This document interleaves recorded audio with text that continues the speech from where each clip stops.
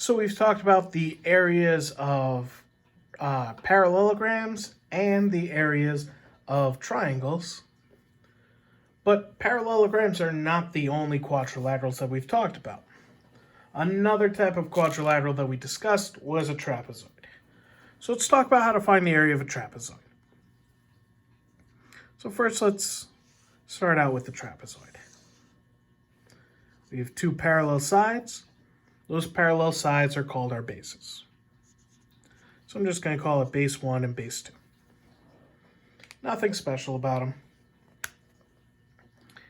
Now when finding the area, we're working with square units. Squares have right angles, so we need perpendiculars. If we're talking about the height of a trapezoid is always a distance between the parallel lines.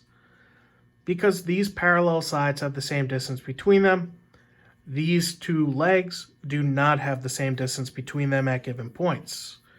If you were to draw the perpendicular to this one to that line, it would be that distance, but then it could be a different distance at different points. So we're going to use the height as a distance between our two parallel sides.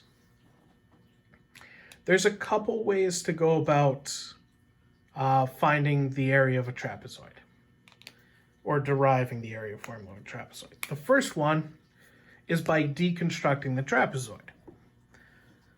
If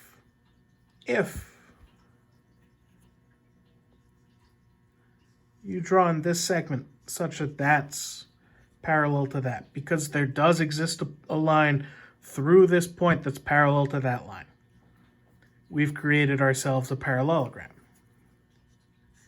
The area of that parallelogram, its base is B1, its height is H. So it's B1H. And we've also created a triangle. That triangle, it has the same height as the height of the trapezoid, and this base is all of B2 with B1 removed, so B2 minus B1. So the area of our triangle is 1/2 times H times B1 minus B2.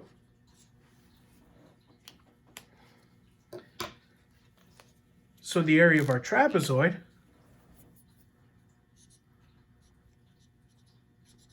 is the sum of those two, B1H plus 1/2 H B1 minus B2.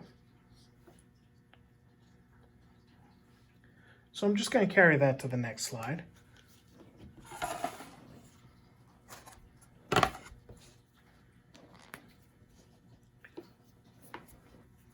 So we have the area of the trapezoid was B1H plus 1/2 H B1 minus B2. Oops.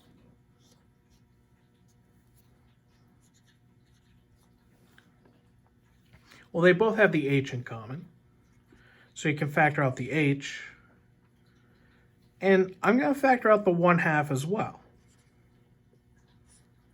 If you factor out 1/2 from 1, you're left with 2, so 2B1 from there. And from here, you're left with, oops, I put my subscripts wrong. It's B2 minus B1, B2 minus B1.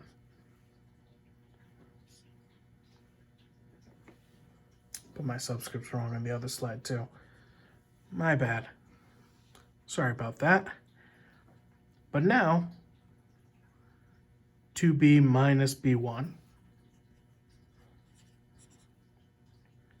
is just B1, and then plus B2.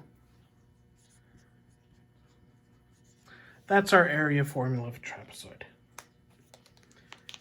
So this is how you can find the area of a trapezoid. Any trapezoid, you just need the height, which is the distance between the two bases, and the lengths of the two bases. All right. So that's the area of a trapezoid. Now that wasn't the only type of quadrilateral that we had besides parallelograms. We also had the kite.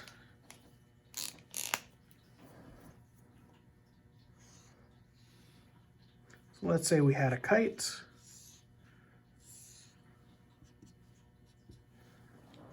Like that.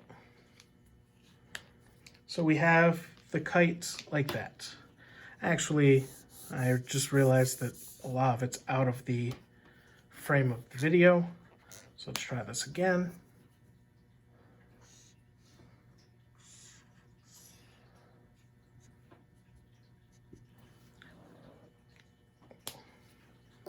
All right.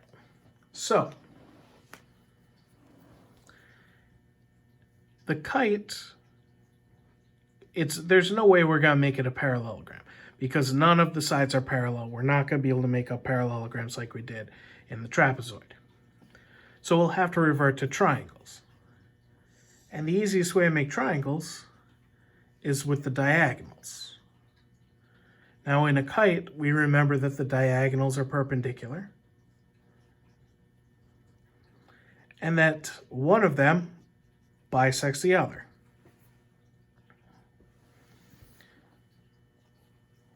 So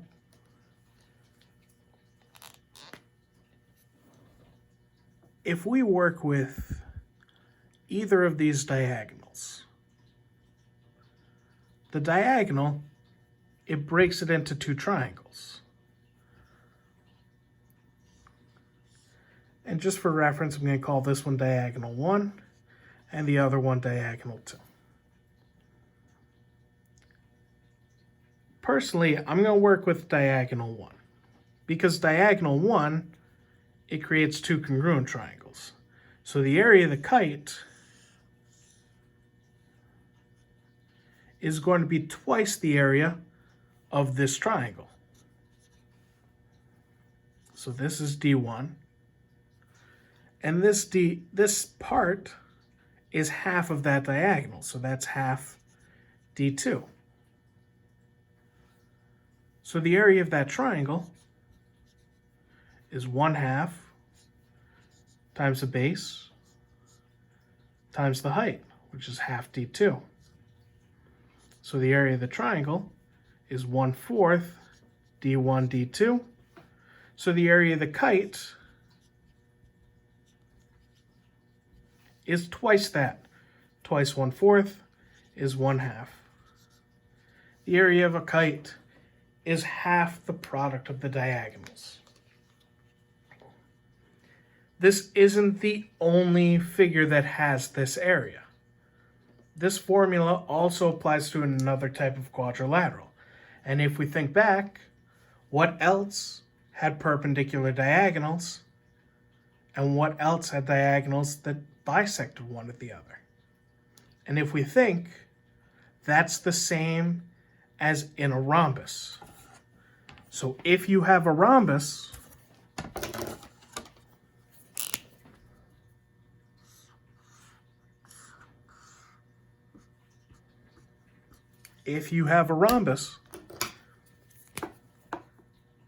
the diagonals are perpendicular.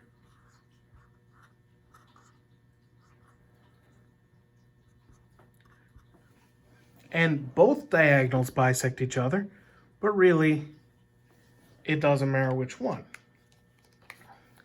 So you could break it apart. If this is D1 and that one's D2,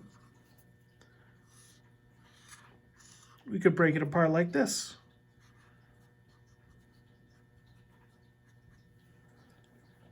This is D2 and that's 1/2 D1.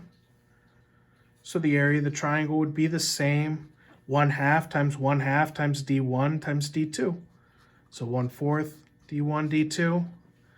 So the area of the rhombus is that same 1/2 D1 D2. All right. So that's areas of other quadrilaterals. So we can find the area of a parallelogram, a triangle, and we have 3 ways for a triangle, which is nice. And then trapezoids, kites, and rhombi. All right, have fun.